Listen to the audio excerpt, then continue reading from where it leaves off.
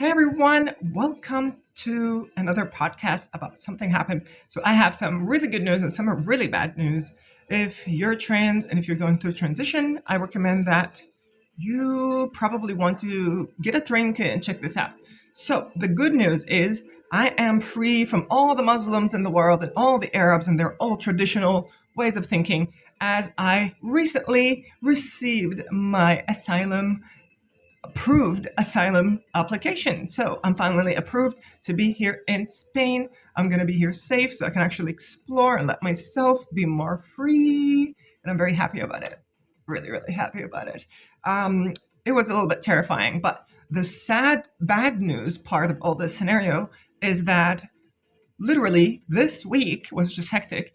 The day before I received my application, I had a message from my father, biological father, who's an Arab Muslim guy from Kuwait.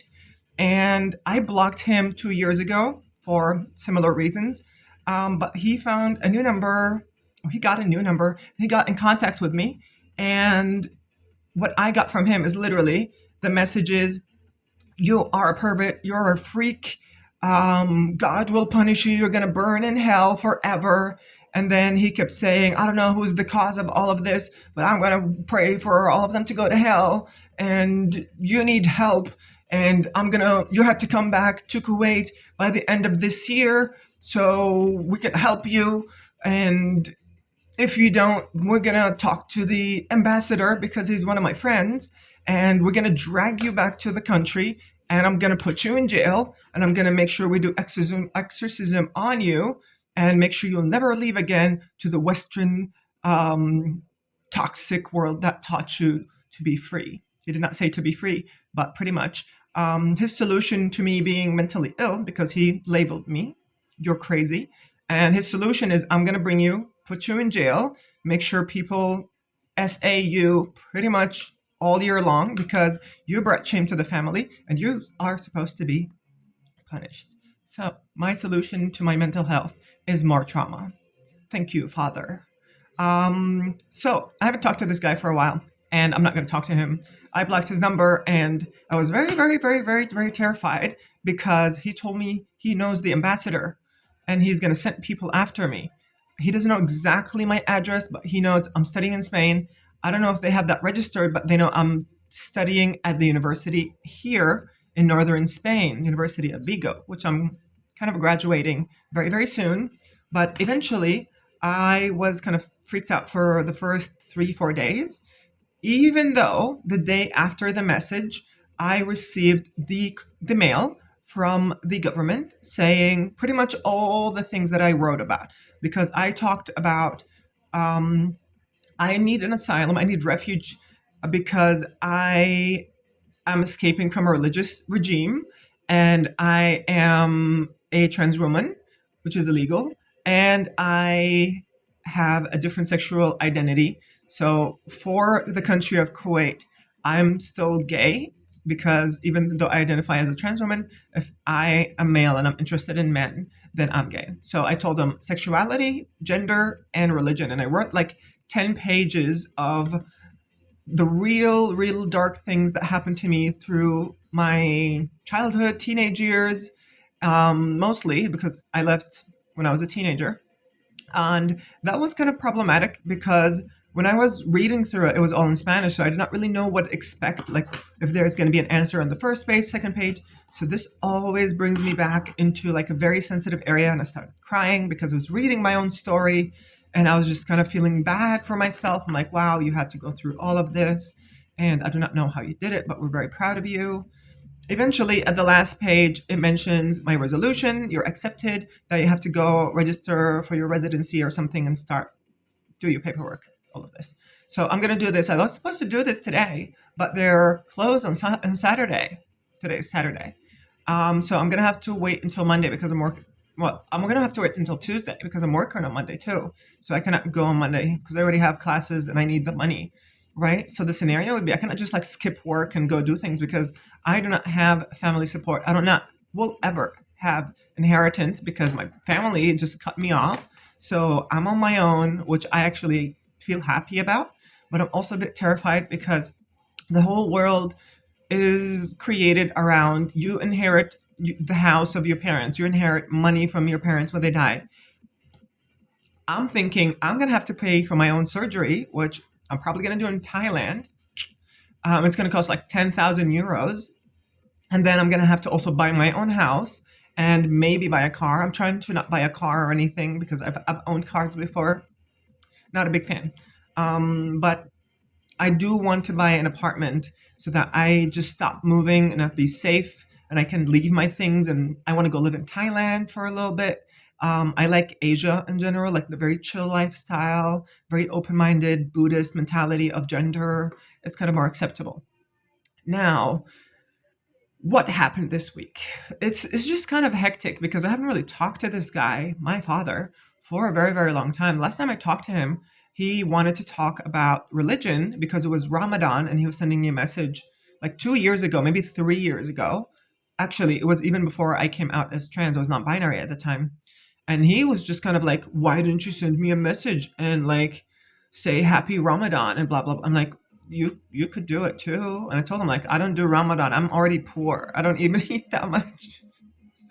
So he got a little angry. He's like, yeah, but like you're a Muslim, you're supposed to be this and this and this.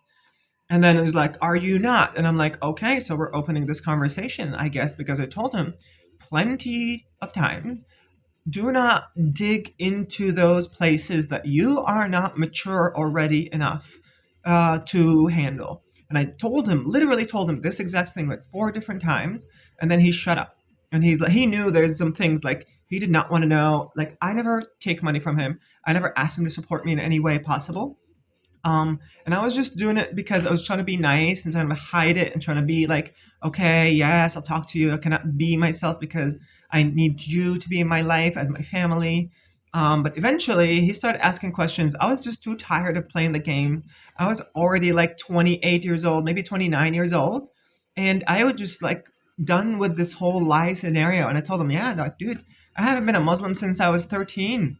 Like, what did you expect? And on top of this, he went psycho and sent messages complaining about religion and hell. And I'm like, why are you so obsessed with this fairy tale that you're so scared of? Eventually, I told him, I expected you to accept me because I accepted you even with all the horrific things that you've done to my mother. So this guy went and married another woman without telling anyone. And he sent my mother, after a year of trying to figure it out, after he told her and everything, and she was pissed off, he sent her a text divorcing her. And then he sent the thing in the mail and he moved his ass into Dubai with his new trophy wife. And I told him, like, I'm happy for you with your wife. I never seen you smile. I'm happy that you're smiling. So I expected, like, me telling him, like, I'm leaving. I left religion a long time ago and I'm just kind of doing this to make you literally not have an heart attack and die because you're too immature to handle reality. Eventually, he got really, really aggressive and he sent me a message, or not forget this message. He said, send me the name of your city, the name of the closest international airport. I'm coming for you. And I'm like, what does that even mean? I blocked him immediately. And then I went to start my asylum process. And the police was asking me, like, you're here for a year. Like, why didn't you start the asylum earlier? I'm like, I didn't even know he was crazy. I mean, I knew he was crazy. But like, I told him about this and I told him about the religion and I'm like transitioning, but I cannot tell him I'm transitioning because he would literally take an airplane and drag me to a torture dungeon because he thinks that I brought shame to him and I should be corrected. In other words, conversion therapy with suffering, pain, infliction, electric shock, and religious ceremonies and all this and that. These people are nuts.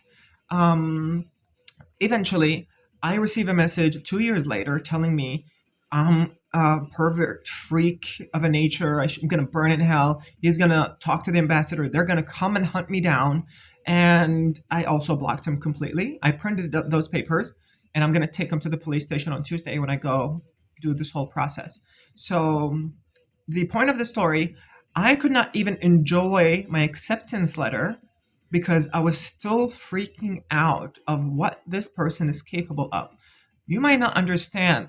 The people from the Middle East have this honor killing scenario, meaning if you dishonor the family, the law, usually a woman, if a woman dishonors her family name, it's allowed to kill her. Maybe they'll give you like a nice little sentence, but it's not serious. It's like, oh, but yeah, but like she went and had sex and had a boyfriend before she would get married, and now her family knew about it, and they don't like that because she was not supposed to do this. Even though this is not in the law, there's no law saying you cannot go date people. It's just cultural. But eventually, I'm thinking like this dude is gonna go do this honor killing scenario with me, and he's gonna hunt me down, drag me back home. So I talked to an association in Seville, a trans association, and I told them like I'm freaking out. I don't know what to do. My asylum is not processed, and I have messages of someone who's literally gonna say, "I know the ambassador. We're gonna drag you back." So I told them like, "Can I go to the police and just give them my passport so that I'll not be able to get in an airplane if I don't have a passport?" And they told me, very nice people. Thank you, Seville. They told me we have a lawyer. We're gonna send your process to the lawyer. Here, take her phone number. We're gonna talk to her. And she told me like, yeah, they cannot do anything. She explained to me the law. And the day after, I received the whole thing, and I told them again like, hey, I just received my asylum. You don't have to go make it rush or anything. So hooray, hooray! And they told me like, okay, so you might want to go to the police and also file the report that they're coming to hunt you down and you need protection. So if someone comes in trying to drag you out of the country and they scan your document, they will know that you should not be leaving because they're doing this by force. So I was freaking out. I don't know. The whole scenario is I am their property still. Like, this is what people do not understand. Like, people in the US, you're the property of the United States of America, meaning they will do with you whatever the fuck they want if you do not comply with what they think is the law. So last year, being trans was supported. You can get your Medicare, HRT, whatever. This year, you're going to have trans women being banned from bathrooms, from sports. So now you're suddenly a criminal for existing the same life. Like, how is this different? Right? So eventually, the law just dictates your reality. I'm an anarchist at this point, maybe more like a socialist anarchist, but I do not trust governments, right? To the point that even my endocrinologist, who was supposed to call me and renew my freaking subscription for my HRT, and he didn't. But thank goodness I bought my own things online on the so-called black market that he doesn't trust, that he thinks it's blah blah blah, and I'm not supposed to do anything without him. And then this bastard does not give me my prescription, and now I'm like, and how do you expect me to trust you? You're not giving me any reasons to trust you. Like, this is just bullshit. So I'm gonna go eat. I'm probably gonna try to celebrate because I don't know. I want to celebrate. I'm still kind of on my toes. Are they gonna recognize me? Are they gonna know? I'm like the only curly haired Middle Eastern gal that you would see out here who probably could give signs of trans because I'm tall, I have broad shoulders, even though I'm actually wearing very cute things today. Let me show you. I have these hip pads that give me a little bit of width, especially if I wear like tight things, but I really like this. So I have like, I don't know if you can see it, but I have this and I have the hair, and I'm also going to use this scarf on top with all of this. And I'm just going to go rolling down the street with these and just walk my cute ass around the city for a little while because I work from home. I need to go outside. I usually get pretty to go take myself out on dates every single weekend. So if you're not taking care of yourself, if you're not taking yourself on dates, you should take yourself on dates. Treat yourself. Damn. Okay, I have to go. Bye bye.